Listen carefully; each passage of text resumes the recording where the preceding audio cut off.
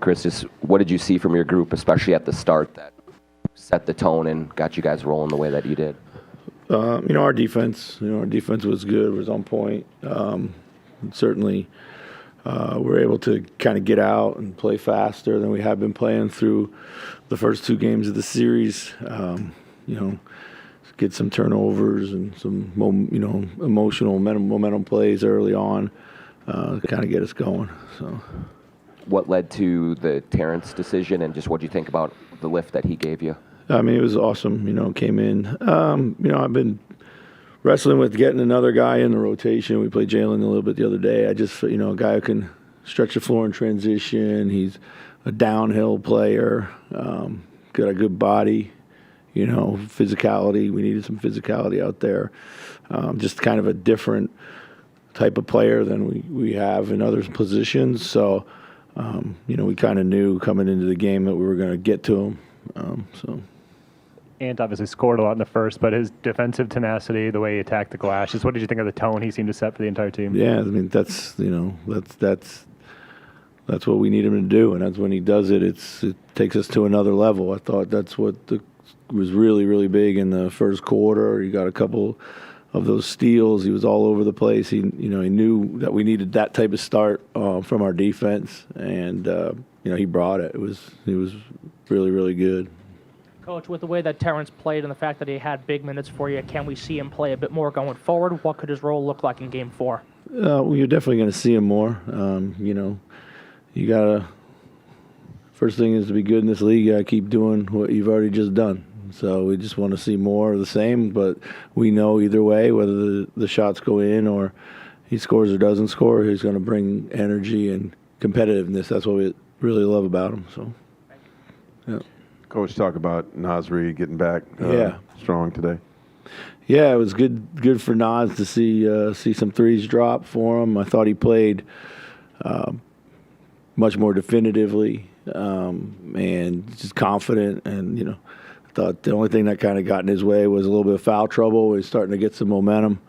But, he's been so important to us, and we need him. And, I thought he gave us another kind of gear, too, out there. So.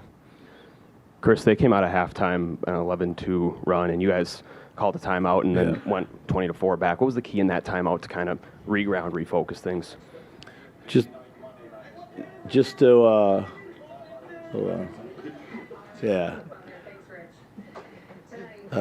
welcome to Minnesota.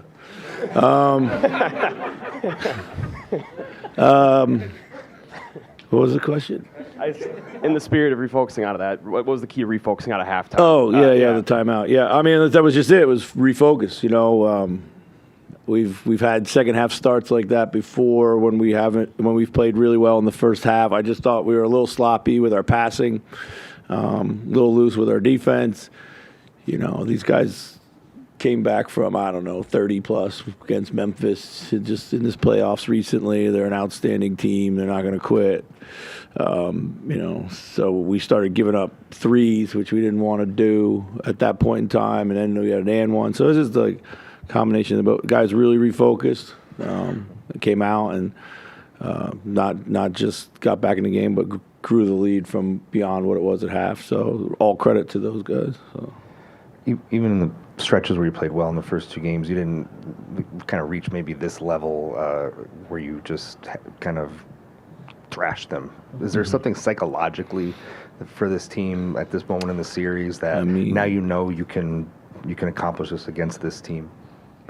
First of all, shots went in today, and they hadn't gone in games 1 and 2, and that's just the nature of it sometimes. So, we don't feel psychologically disadvantaged when we step out on the floor. I don't know if that answers your question or not. So we just had to kind of keep finding a better game within ourselves. We hadn't really played our best basketball. All credit to them at times for affecting that. Tonight I think we just were able to put it all together and got to do it again. So. Coach, it seemed like you guys were really aggressive, especially jumping passing lanes, getting deflections, especially early on. Was that a point of emphasis coming into tonight? Well, we wanted to be the aggressor in everything. Yeah, absolutely. So, Guys knew what type of defense we can play. We don't feel that we've been playing it. We felt most of the series we've been on our heels defensively. I think that was a mindset switch that we realized. So guys, got aggressive, and that's what you need to do right now. So. What did you guys do better and or differently against Gilgeous-Alexander tonight? You want me to tell you? He didn't have as good of a game. I mean, like I said, we just were more aggressive everywhere. I thought we were a little cleaner around him with, didn't foul. Just our competitiveness was at all-time high. He is a phenomenal player, man, and he's not going to have too many nights like this. So we feel fortunate for that, and we'll move on to Monday.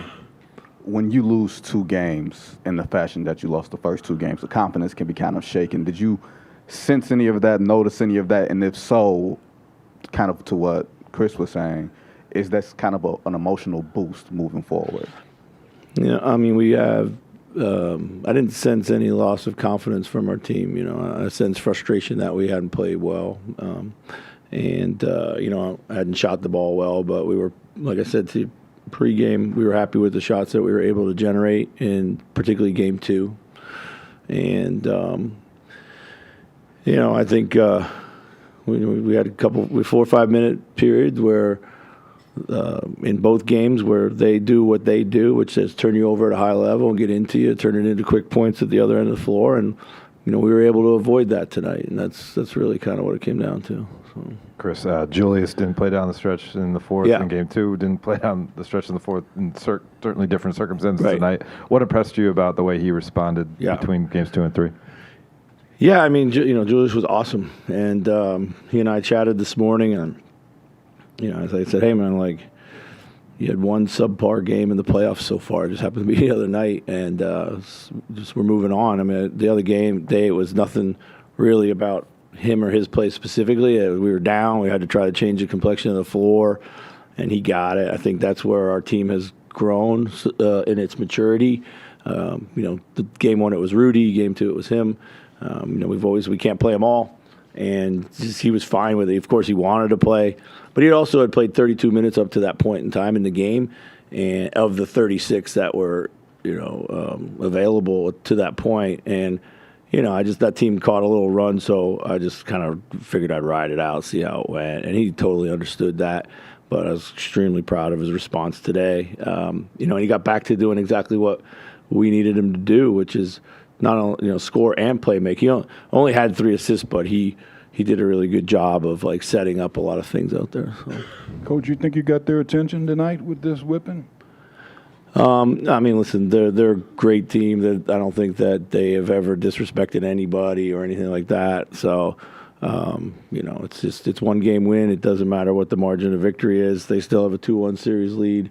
We got to come out and try to do it all over again on Monday. So.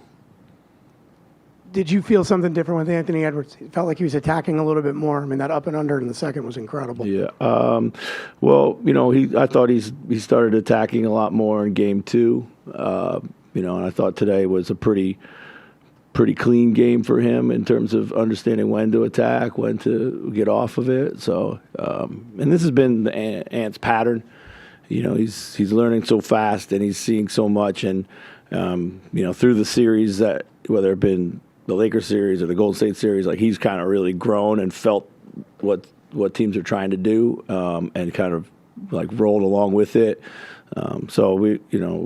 And just another example of you can feel him getting a little bit more comfortable out there with what he's trying to do. So, Chris, on Ant, you have such a good feel for him from the end of game 2 and the off day heading into this one. Was there much dialogue? Did you just let him, figure out the end of game 2? From the end of game 2 to tonight, just what sense did you get from Ant heading into this one? I mean, just, positivity. We talked about all the things we've been doing well. I said, just keep staying positive with your teammates, keep believing in them, keep feeding them. They'll knock down shots. He was fine. Ant's really resilient that way. He's always comes in a good mood, and he's always ready to go. And he was one of the most positive voices after game 2. In the locker room. So, the leadership that he has shown this season has come leaps and bounds. It's just another example of it. So. Was the more aggressive defensive coverages, like in the pick and roll, Rudy playing higher up, do you think that helps Spark sometimes, like regaining that hit first defense? Yeah, I think so. I think sometimes you just got to throw your fastball, and we were trying to do too much other junk out there at times. So, thank you.